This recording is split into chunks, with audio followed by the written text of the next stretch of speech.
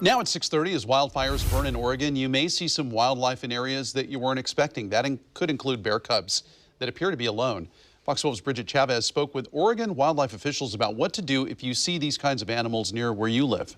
The Oregon Department of Fish and Wildlife says if you see a baby wild animal, don't assume it's orphaned. It's likely that its mother is just away feeding, and it's much more harmful to take it out of the wild.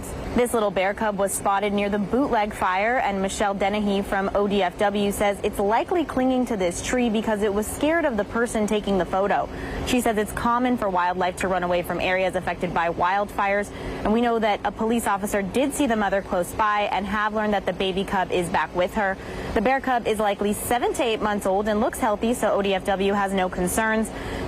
Dennehy says that this time of year, whether you're near a wildfire or not, don't assume it's orphaned because it's usually not. If you pick it up, take it home, you're doing more harm to the animal than good, and it makes long-term survival in the wild very unlikely.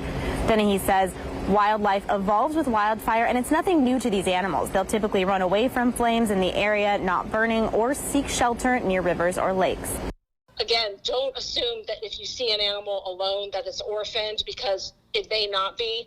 And if you pick it up and take it home, you're basically risking its life, because an animal like a bear that's raised by people, it loses its natural fear of people, and then we can't release it back to the wild because of the danger it poses. And if you do see an animal that's been burned, injured, or sick, that's when you want to call the Oregon Department of Fish and Wildlife or a licensed wildlife rehabilitator or law enforcement.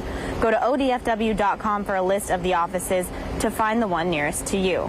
Dennehy also says to make sure not to leave food or water out for these wild animals. Again, that's more harmful to them than it is doing any good. She also says to bring in your pets and shelter your livestock. In North Portland, Bridget Chavez, Fox 12 Oregon.